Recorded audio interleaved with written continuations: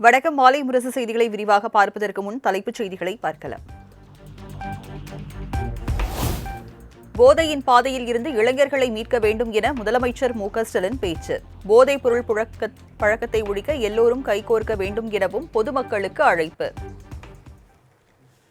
இளைஞர்களுடைய எதிர்காலத்தை சீரழிக்கக்கூடிய போதைப் பொருட்களை நாம நிச்சயமாக ஒழிக்கணும். அதுல எந்த கருத்து வேறுபாடும் கிடையாது. போதையின் பாதையிலிருந்து இளைஞர்களை காக்கணும்.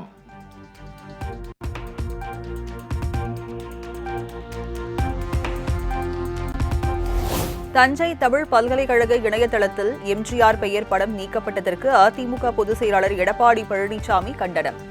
எம்ஜிஆர் புகழை அழிக்க நினைக்கும் முதலமைச்சர் மு.க.ஸ்டாலினுக்கு தமிழக மக்கள் பாடம் புகட்டுவர் என காட்டம்.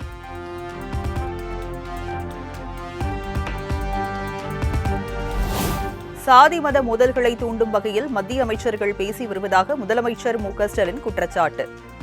மது போதை மற்றும் மதவாத அரசியல் போதையை தமிழகத்தில் நுழையவிடாமல் தடுக்க ஒன்றிணைவோம் எனவும் சூளுரை. வட மாநிலங்களில் கிறிஸ்தவர்கள், இஸ்லாமியர்கள் அச்சத்துடன் வாழ வேண்டிய சூழ்நிலை ஏற்பட்டுள்ளதாக முதலமைச்சர் கவலை. அன்பு வளர்க்க வேண்டிய ஆன்மீகத்தை வைத்து சில கும்பல் வம்பு செய்கிறார்கள் எனவும் காட்டம். சீர்குலைக்கக்கூடிய ஆசாகார வேலையை அவங்க ஈடுபட்டு இருக்காங்க. நாட்டில் இஸ்லாமியர்கள், கிறிஸ்தவர்கள், ஆதிதிராவிடர்கள், பிற்படுத்தப்பட்ட மக்கள்னு எல்லாரும் அச்சத்தில் வாழக்கூடிய ஒரு நிலைமை இன்றைக்கு ஏற்பட்டு.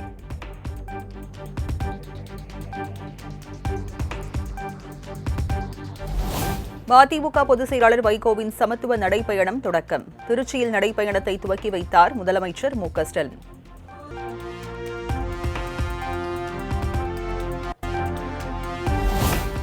சனாதன சக்திகளால் ஜனநாயகத்திற்கு ஆபத்து. சமத்துவ நடைப்பயண தொடக்க விழாவில் மதிமுக பொதுச் செயலாளர் வைகோ ஆவேசம்.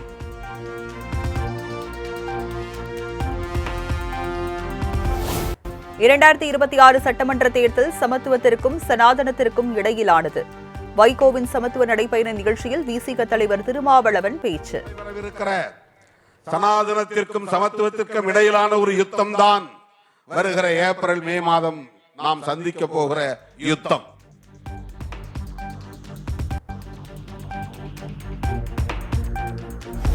திருச்சியில் வைகோ நடத்திய நடைப்பயணத்தை புறக்கணித்த காங்கிரஸ். விடுதலை புலிகள் தலைவர் பிரபாகரனின் படம் அழைப்பிதழில் இடம்பெற்றிருந்ததால் செல்வ பெருந்தகை அறிவிப்பு.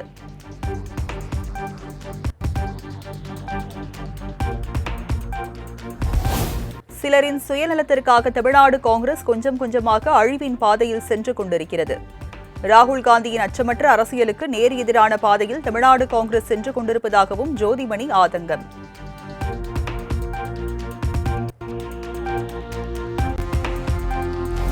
மக்கள் பிரச்சினைகளை பற்றி பேசாமல் வெறும் கூட்டல் கழித்தல்களை மட்டுமே தமிழக காங்கிரஸ் செய்து கொண்டிருப்பதாக அக்கட்சி எம்பி ஜோதிமணி காட்டம்.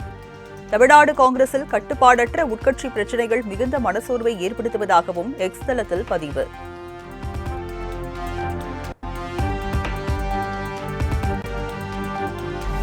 தஞ்சாவூர் மாவட்டம் செங்கிப்பட்டியில் ஜனவரி 19ஆம் தேதி திமுக டெல்டா மண்டல மகளிர் அணி மாநாடு. திமுக தலைவரும் முதலமைச்சருமான மு.க.ஸ்டாலின் கலந்து கொண்டு உரையாற்ற உள்ளதாக தகவல்.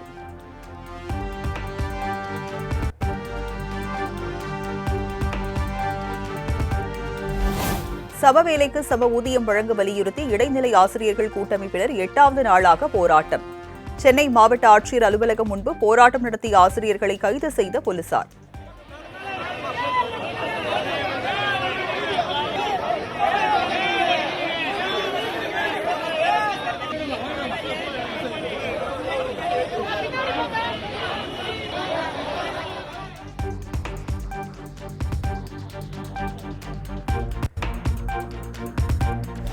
பொங்கல் பண்டிகையை முன்னிட்டு வரும் 8ஆம் தேதி பரிசு தொகுப்பு விநியோகம். சென்னையில் முதலமைச்சர் மு.க.ஸ்டாலின் தொடங்கி வைக்க உள்ளதாக தகவல்.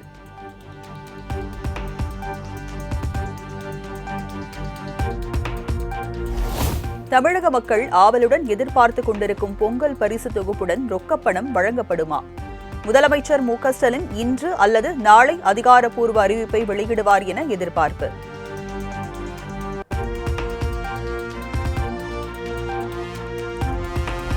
பழைய ஓய்வூதிய திட்டம் தொடர்பாக நாளை முக்கிய அறிவிப்பை வெளியிடுகிறார் முதலமைச்சர் மு.க.ஸ்டாலின்.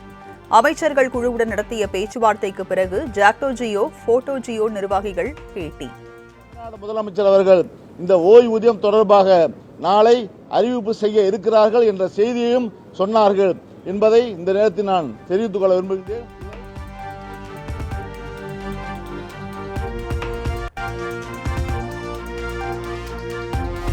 சென்னை எழும்பூரில் பிச்சை எடுத்து இடைநிலை ஆசிரியர்கள் நூதன போராட்டம். காலி பணியிடங்களை நிரப்ப வேண்டும் என வலியுறுத்தி முழக்கம். ஆசிரியர் வாழ்க்கையை வஞ்சிக்காதே. தேர்தல் அறிக்கை 177 நிறைவேற்று. 10 விதியின் கீழ் நியமித்திடு.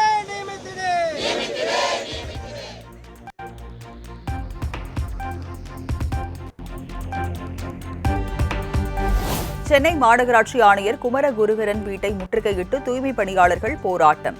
தனியார் மயமாக்கலை கைவிட வலியுறுத்தி முழக்கமிட்ட தொழிலாளர்களை குண்டுகட்டாக தூக்கி கைது செய்த போலீசார்.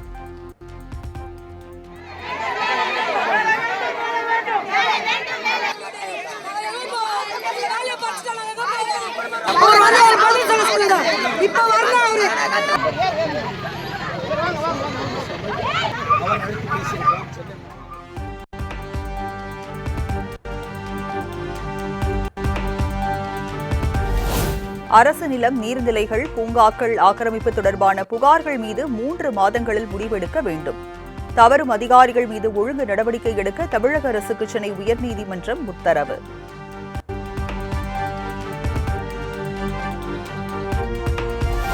ஆம்ஸ்ட்ராங் கொலை வழக்கில் கைதான ரவுடிகள் பொன்னை பாலு, புதூர் அப்பு இடையே புழல் சிறைக்குள் மோதல். தடுக்க சென்ற உதவி சிறை அலுவலர் மீதும் தாக்குதல் நடந்ததால் பரபரப்பு.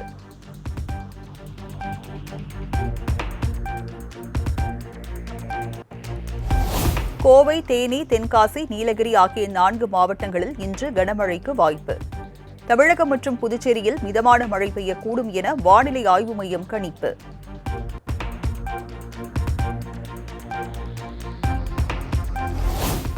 எல்லை தாண்டி மீன்பிடித்ததாக காரைக்கால் மீனவர்கள் 11 பேரை கைது செய்து இலங்கை கடற்படையினர் அட்டூழியம். மத்திய மாநில அரசுகள் உரிய நடவடிக்கை எடுக்க வேண்டும் என சக மீனவர்கள் கோரிக்கை.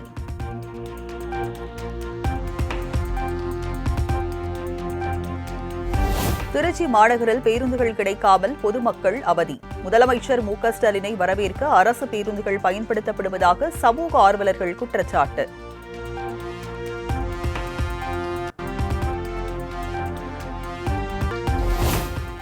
உலக பிரசித்தி பெற்ற சிதம்பரம் நடராஜர் கோயிலில் மார்கழி மாத ஆருத்ரா தரிசன விழாவை முன்னிட்டு தேரோட்டம் கோலாகலம். பல்லாயிரக்கணக்கான பக்தர்கள் பங்கேற்று பக்தி பரவசத்துடன் தேரை வடம் பிடித்து வழிபாடு.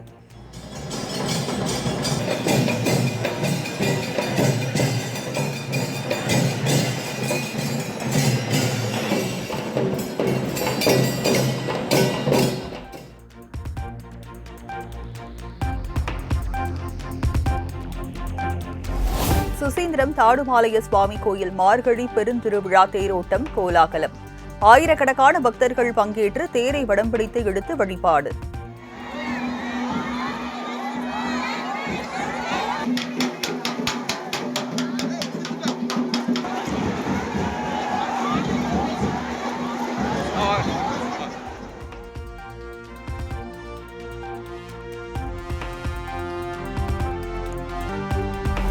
புதுச்சேரியில் 148 காவலர் பணியிடங்களுக்கான உடல் தகுதி தேர்வு துவங்கியது.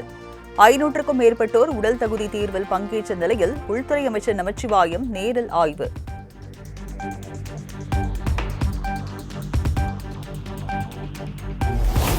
ஆயுத உற்பத்தியில் அடுத்த 20 ஆண்டுகளில் இந்தியா தற்சார்பு நிலையை அடையும்.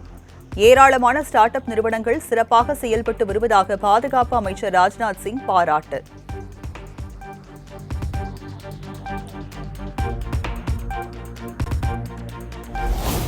வயிற்றில் உண்டான கருவை கலைப்பதற்கு கணவனின் சம்மதம் தேவையில்லை என பஞ்சாப் மற்றும் ஹரியானா உயர்நீதிமன்றம் தீர்ப்பு. பஞ்சாபை சேர்ந்த பெண் தொடுத்திருந்த வழக்கில் நீதிபதி சுவி செகல் கருத்து.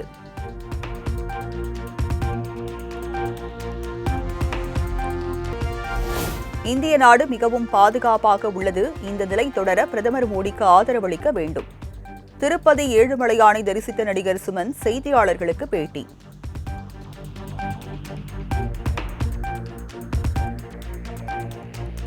சென்னையில் ஆபரண தங்கம் விலை சவரனுக்கு 1120 ரூபாய் உயர்வு. கிராமுக்கு 140 ரூபாய் உயர்ந்து ஒரு சவரன் 1,640,000க்கு விற்பனை.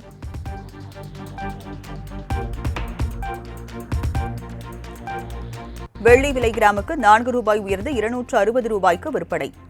1 கிலோ வெள்ளி 4000 ரூபாய் உயர்ந்து 2,60,000 ரூபாய்க்கு விற்பனையாவதால் பொதுமக்கள் அதிர்ச்சி.